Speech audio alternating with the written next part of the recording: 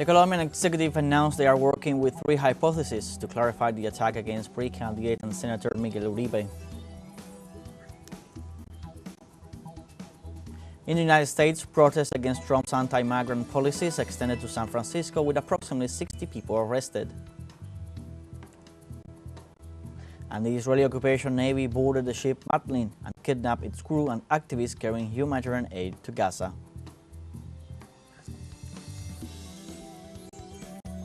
Hello, welcome from the South. I'm Luis Alberto Matos from the teleSUR studios in Havana, Cuba. We begin with the news. Stay with us.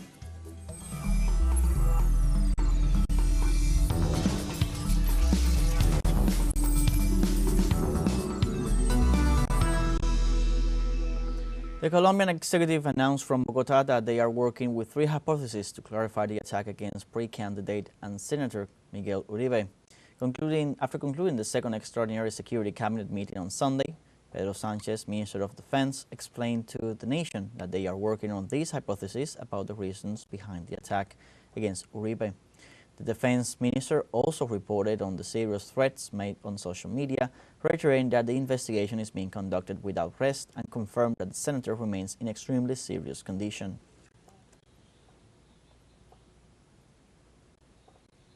And the Colombian government has ordered increased security for figures from the opposition and the ruling party.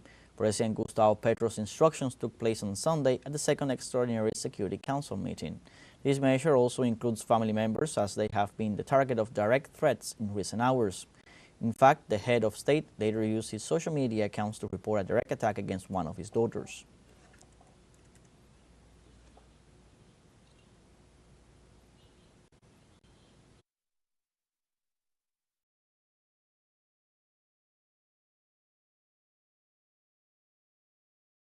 And the Colombia Attorney General's office will charge a 14-year-old teenager with attempted murder and illegal possession of firearms after shooting presidential pre-candidate Miguel Uribe.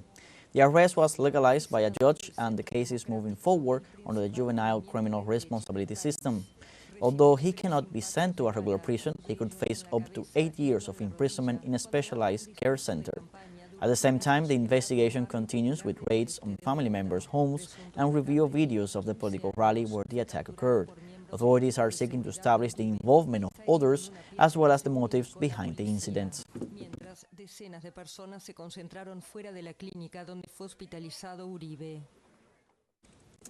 And in El Salvador, the Committee of Solidarity with the People of Cuba held an event to commemorate the birthday of Commander Che Guevara. Social organizations and representatives of the Cuban embassy in the country paid tribute to Commander Ernesto Guevara in the town of Chalchuapa. According to historical documents, Che Guevara stayed in the town during his trip through Latin America, lodging in front of the emblematic ruins of Tazumal, an important archaeological park that preserved the ancestral memory of indigenous peoples. Delegates from the Cuban embassy reaffirmed the bond of brotherhood between the two peoples and expressed their gratitude for the gesture of keeping the memory of the heroic guerrilla alive in the Central American country.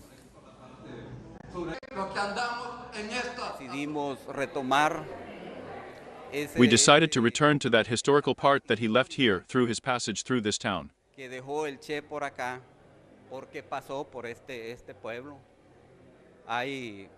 There are some very important notes that confirm that he passed through here.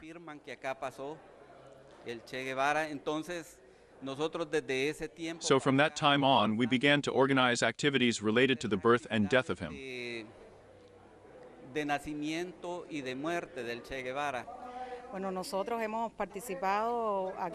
Well, we have participated here in this event where we are very grateful that this country has paid tribute on the 97th anniversary of his birth, which is commemorated on June 14.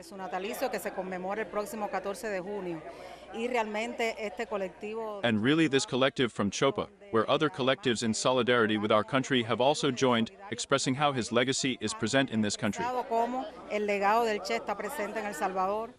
And in Cuba, the Simón Bolívar training ship of the Navy of the Bolivarian Republic of Venezuela arrived at the ports of Cienfuegos on an official visit from Mexico as part of the 35th Caribbean Alliance 2025 Foreign Training Cruise.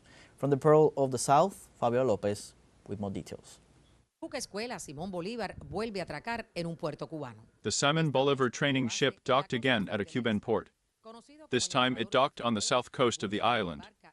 Known as the Ambassador Without Borders, the 23-sail brick Barca ship arrives in the country as part of a journey that included several countries in the Caribbean.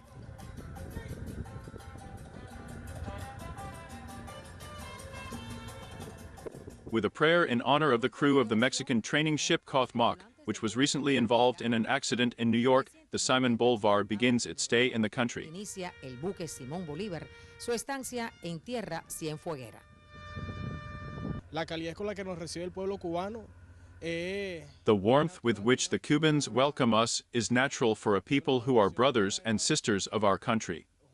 It is an incredible experience in Cuba, as splendid as their welcome.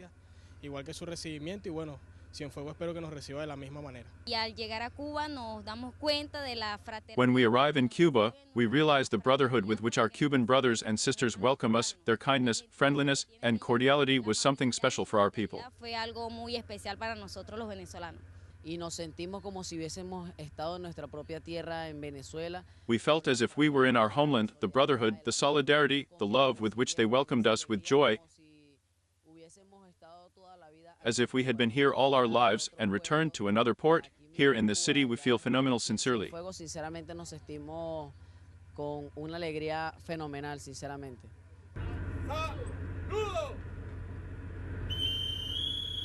Desde hace 3 meses, 190 tripulantes y 80. For the past 3 months, 190 crew members and 89 cadets have been engaged in theoretical and practical activities, complementing their studies at the Bolivarian Navy Military Academy.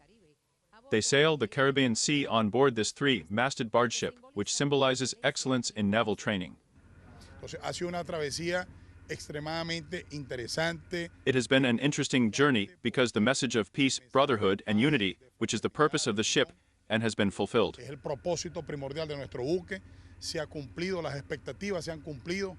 Es el mensaje y alineamiento estratégico del Estado venezolano. Is the message of our country and from our president through the Ministry of Foreign Affairs and our diplomatic mission.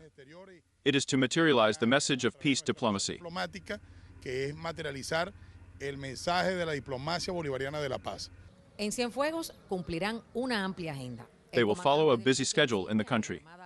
The commander of the Bolivarian Navy's flagship and part of the crew are welcomed at the government palace and a central park. There, together with their cadets, they pay homage to Cuba's national hero. They will have 4 days to discover the majesty of the Pearl of the South, a World Heritage Site, and interact with its inhabitants. Hoy ha levantado un gran revuelo en Cienfuegos. Today, there was a huge commotion in the city. The ship looked majestic as it arrived at the dock. Arribaba a nuestro muelle. Esto evidentemente demuestra. This demonstrates the bonds of brotherhood and solidarity that exist and are strengthened between both countries. Entre Venezuela y Cuba, y es realmente un honor para los cienfuegueros. And it is truly an honor for the people of this city to be able to exchange and for the people to be able to visit it and interact with its crew.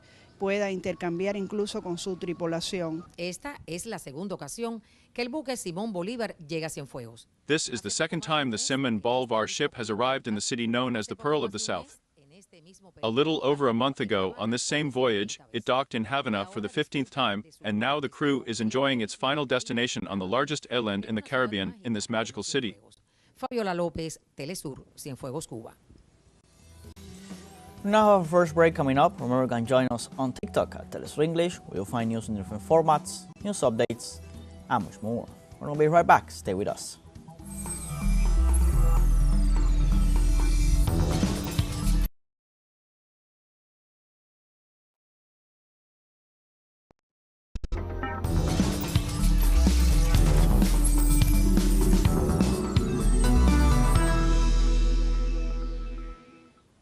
Welcome back.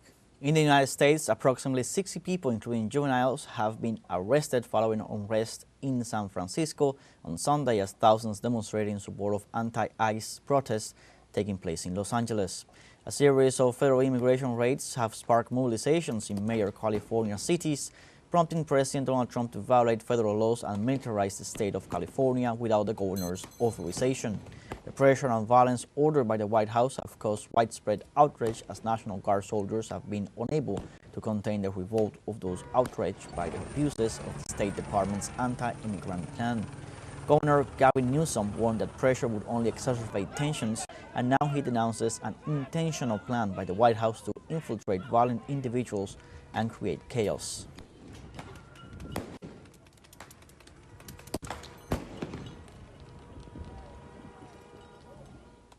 Tensions are rising in Los Angeles, where thousands of protesters took to the streets on Sunday in response to President Donald Trump's deployment of the National Guard. There continues to be a very active presence of Los Angeles Police Department, Los Angeles County Sheriff's Department, and the California Highway Patrol. Helicopters continue to hover over the area as authorities try to put an end to the protest. Let's remember that clashes near the federal building, the Metropolitan Detention Center, the 101 freeway, come on the third day of Trump's crackdown on immigration, with dozens of people, including undocumented migrants, detained.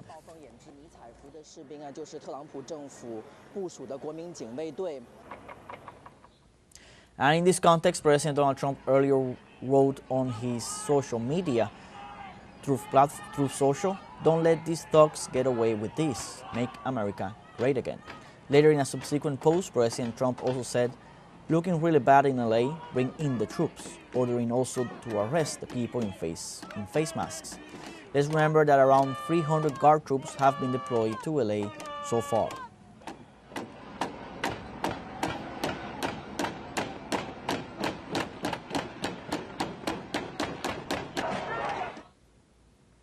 And the United States Northern Command announced on Sunday that it is enlisting 500 Marines to deploy to the city of Los Angeles. In this context, the Department of Defense assures that military personnel are ready to join the National Guard soldiers and immigration control agents. However, the government of California assures that these measures are illegitimate, that it is breaking the regional authority, and accuses the White House of generating chaos and violence.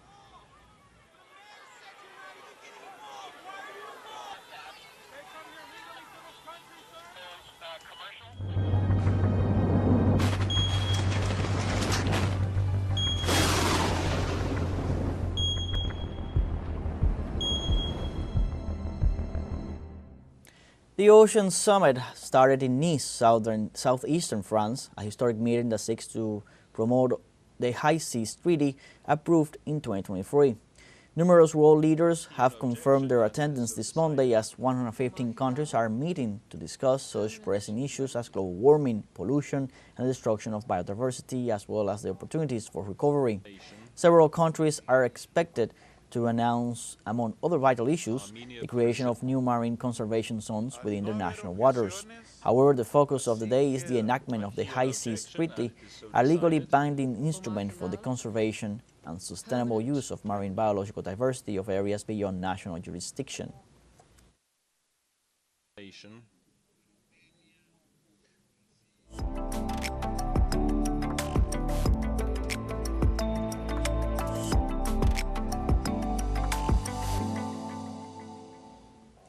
A contractor excavating the site where rubble from a destroyed house in northern Syria had been removed stumbled upon a surprise: the remains of an underground Byzantine burial complex believed to be more than 1,500 years old. Let's see.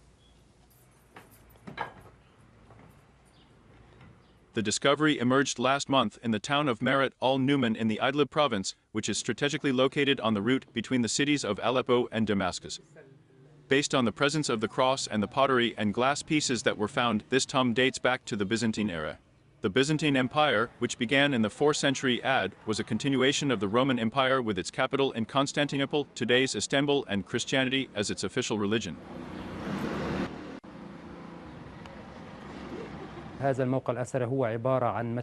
This archaeological site is made up of 2 burial chambers, each containing 6 stone tombs. Based on the presence of the cross and the pottery and glass pieces that were found, this tomb dates back to the Byzantine era.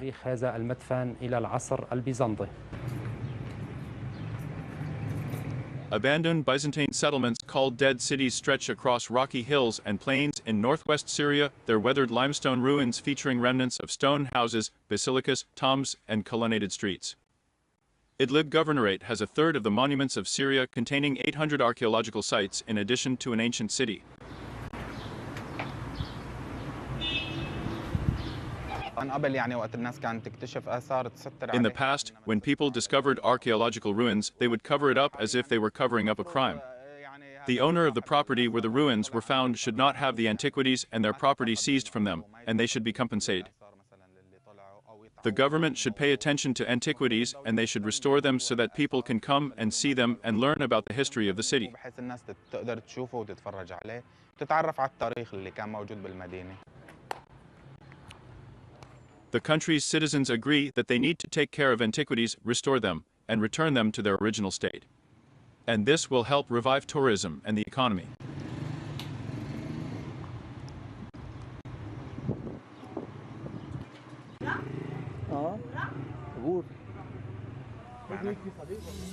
We have our second and final short break coming up. Before we invite you to visit our Facebook page at teleSUR English, where you'll be able to watch our top stories, special live coverage, and much more. Follow our page and activate the notification button to stay up to date on the world's most recent events. The final break, we'll be right back.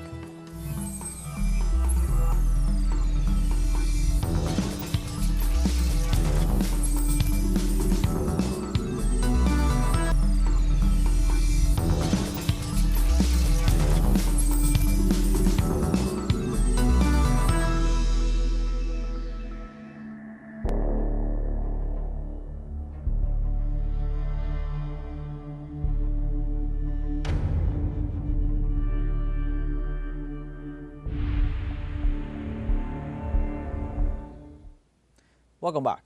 The Israeli occupation Navy boarded the ship Madleen and kidnapped its crew and activists carrying humanitarian aid to Gaza.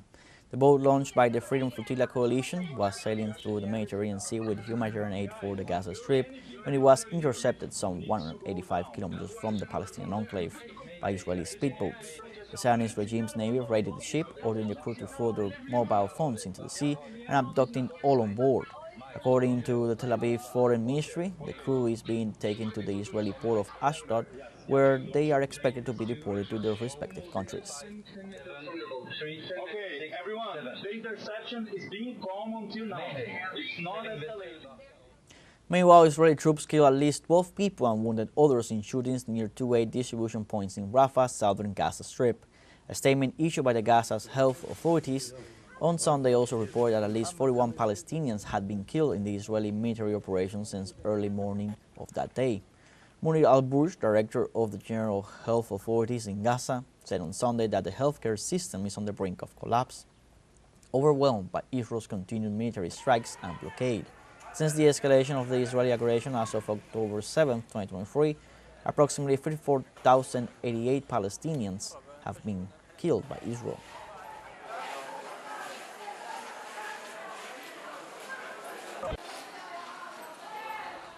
And Israel's large-scale airstrikes on Beirut suburbs on Thursday evening wreaked havoc, destroying multiple residential buildings and leaving many civilians homeless.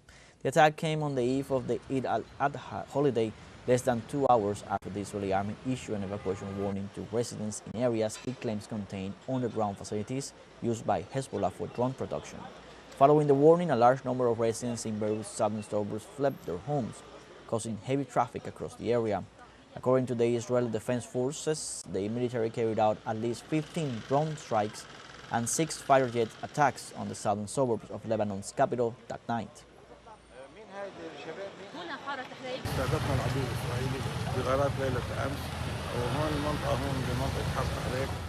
And on Sunday in Saudi Arabia, tens of thousands of Muslim pilgrims gathered in reverence to perform the farewell circumambulation circling the Kaaba in Mecca as the Hajj came to an end. This year's pilgrimage, attended by more than 1.8 million people, was under tight logistical planning and safety precautions designed to manage the intense heat and large crowds. Kaaba, a black cube-shaped structure, is the focal point toward which Muslims face during their daily prayers from anywhere in the world. The Hajj, one of the 5 pillars of Islam, is required at least once in a lifetime for all Muslims who are physically and financially able.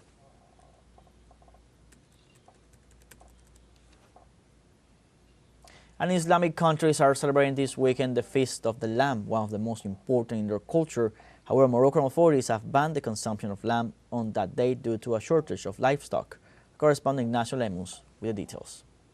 Parece Eid al-Adha in Marruecos. It doesn't look like Eid al-Adha in Morocco. It is one of the most important festivities of the Islamic calendar in which the sacrifice of a lamb is celebrated.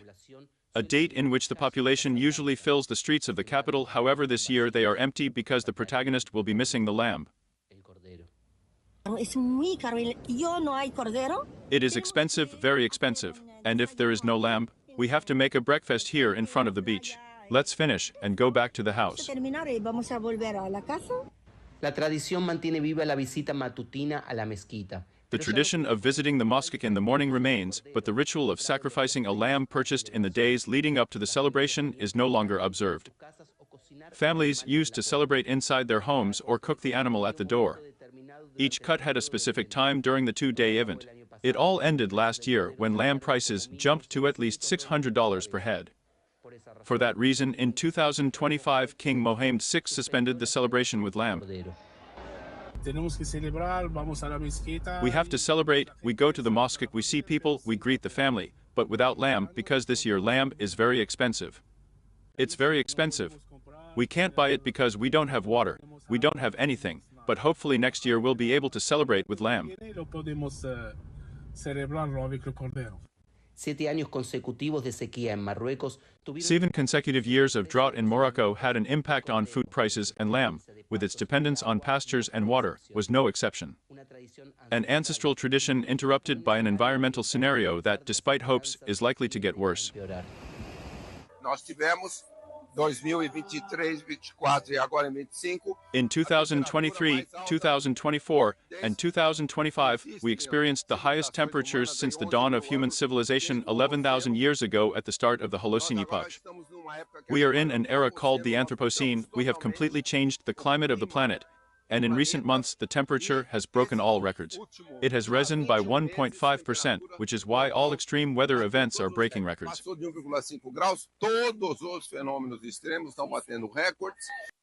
Desde 2018, Marruecos no registra lluvias. Since 2018, Morocco has not recorded significant rainfall to prevent the progressive degradation of its ecosystems. In addition to the impacts on agriculture, the country is struggling to recover its urban forests affected by climate change. Ignacio Lemos y Julia Nassif para Telesur. No parece... Like this, we have come to the end of this news brief. You can find these and many other stories on our website at telesurenglish.net. So join us on social media, Facebook, X, Instagram, Telegram, and TikTok. For Telesur English, I'm Luis Alberto Matos. Thank you for watching.